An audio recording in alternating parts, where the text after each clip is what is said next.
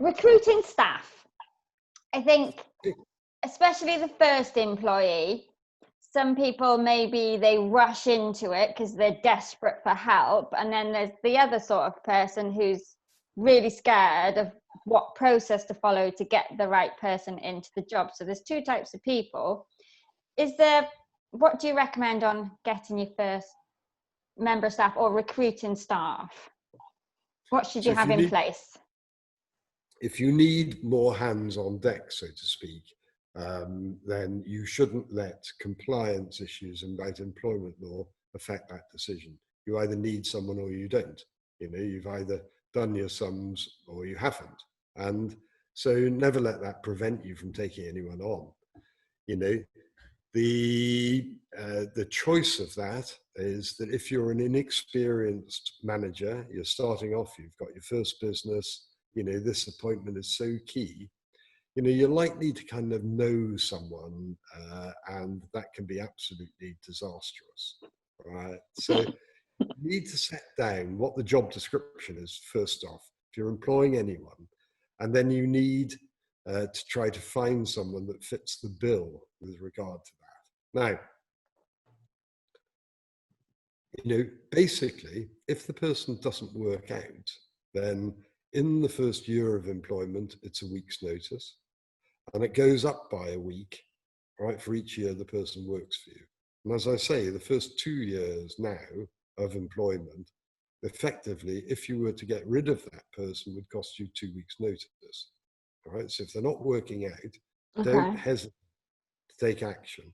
Working being working with someone who's not working out in their job is really bad for them as well as being bad for you. So, but they're unlikely to make the decision if they're being paid and think they're doing a good job. And so as the manager of the business, as the owner of the business, you need to deal with that sooner rather than later. So you can use a recruitment agency depending on the type of job that it is, right? Again, if you're giving them a clear brief, then that makes their life easier. I mean, there's costs attached to that, and they can be substantial. I mean, one legal agency that I know charges 28% of annual salary as a finder's fee. Ridiculously high in my view. But nevertheless, that's their policy. They make a living, and and people are prepared to pay it. So, you legally, you have to consider equal treatment from the moment that you're seeking new staff. In other words, that if you were to run an advert saying, oh, we've got no facilities for the disabled, so please don't bother to apply, that would be a breach of the law straight away. So someone who was disabled applied for a job, you said, no, it's clearly stated, would have the evidence to show that you were discriminating against disabled people, which of course is contrary to law, and would claim against you. So you have to be aware of those things before you ever advertise a job. So nightclubs, for instance, advertising young, attractive female staff must wear high heels, is completely discriminatory straight away. So what about facilities? What about facilities that you have to provide? Do you have to, by law, is there something that you have to have in place before you can employ anybody? Well, if they're working from your premises, then quite obviously you've got insurance to consider. So you've got public liability and staff liability. So there's a range of insurances. Yeah. If you're employing things, you register with HMRC. You have to provide PAYE returns. Nowadays, you have to also put in place a workplace pension, unless the money they're being paid goes against that. But in the main, you would have those things to do. Your accountant or bookkeeping service will most certainly take that burden from you if you're not used to it.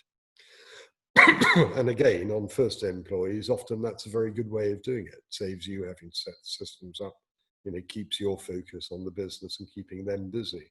Yeah. So, so think about your business needs, draft an accurate job description. And at the present time, of course, there's an additional problem. And the problem is that there's too many people seeking jobs because of the pandemic and things like that. So, whilst it enables employers to get possibly a higher quality of employee right from the start, what they Yeah. have to deal with, for every type of job now, is hundreds, if not thousands, of job applications. And so, you've, as a small employer, you simply can't deal with that kind of number, you know, just going through them and reading the applications and sifting them to a manageable list is a job in itself. So there are particular problems, I believe, at the time that some employers are facing. And so they're looking at alternative routes. They're looking to try to get people who they know or they've heard of, within their own industry, speaking to them and trying to attract them. Obviously, it depends on the type of business, and obviously there's a huge range of different skill levels, but the numbers of people applying for jobs at the moment are huge. Right, okay. So they don't have to worry about getting a contract until they've got them, offered them the job. There's no legal right to give them a contract. There's no legal right that they can demand a contract. They need a basic statement of terms. Depending on the importance of the job, depends, if it's a very important job, they'll want to see the contract before they'll accept in principle, subject to the contract. Okay, and a job description in place. And if they go on the ACAS website, they can check out the different discrimination laws. Is that right? They can. And what they're looking for there is an equalities policy, so that they can see who they shouldn't be discriminating against, examples of types of discrimination like advertising in the way that I described. And very helpful. Okay. If in doubt, consult a lawyer. Okay, I think that's what puts people off, because they think lawyers and they think lots of money. There's a lot of lawyers though will offer free advice. What they're what they should be looking at from a sales perspective is the longer term. Yeah. They're looking to increase their client base. If they're nice to you to start with, then that's going to be really helpful. If a small business has got help from business support agencies, Business Wales or Accelerated Growth or Kevin or one of those, then they may be able to assist further.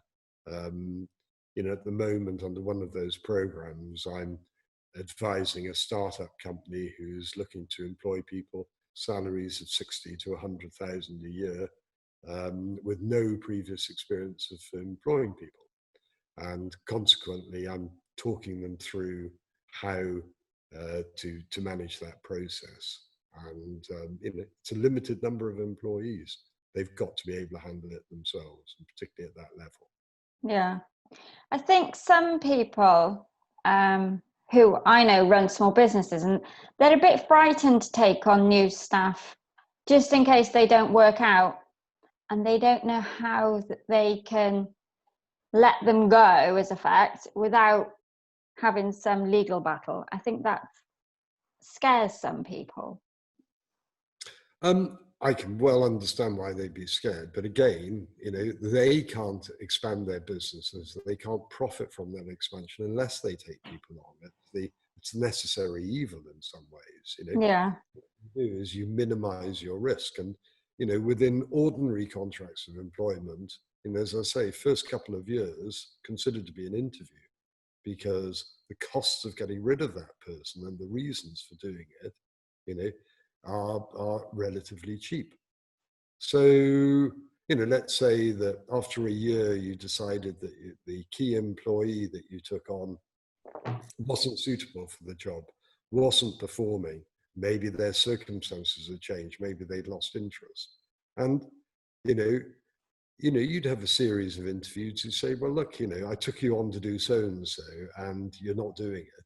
And, this can't go on, so we're going to meet every week to discuss whether there's been any progress. Otherwise, I've got no choice really, but I'm going to have to let you go.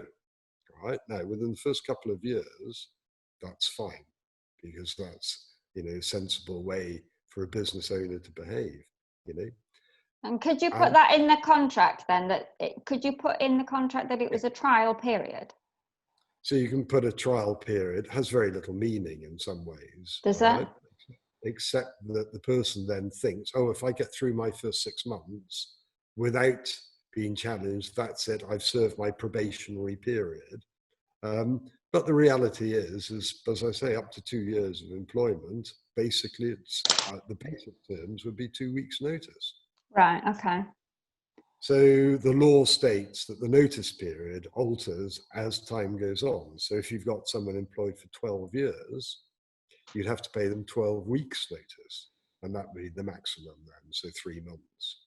Now, again, if it's a valuable employee and you enter into the contract and you're very worried about losing them, you might have gone for a longer notice period, say 3 months would be, 3 to 6 months would be most professional jobs, right? There'd be that notice period, because the difficulty of dealing with their client load on a week's notice, you'd have all of their work that they were doing and you wouldn't have time to sort that out. So it's in your interest to grant longer notice periods during that.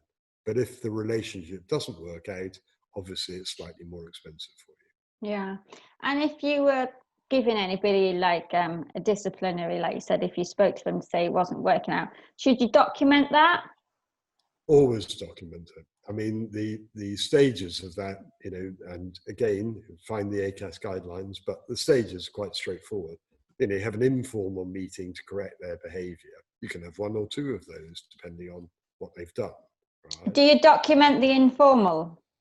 You document the informal, the fact that you've had it forms part of their employment record. Unless you inform them that it's on their employment record for a period of time, it needn't count towards their general disciplinary. But, it's been a warning. You know that you raised the first warning 1st of January, a month later, they're still not performing, so that you take it to the next level and you say, well, I'm sorry, but this is a performance interview now. I don't believe that you're achieving. I'm setting you guidelines. If those aren't achieved, then quite obviously it'd be better for both of us if we parted the ways. I mean, I wouldn't suggest saying it in those kind of terms, but effectively, they've got to understand that's the position. That's your job. You're the manager, you're the owner. Yeah, I think sometimes when it's a small business and it's quite close-knit, it's difficult for the business owner to have those conversations with people. I think that's right, but that's your job. Yeah. If you can't do your job in that respect, you're causing yourself greater difficulty down the line. Yeah.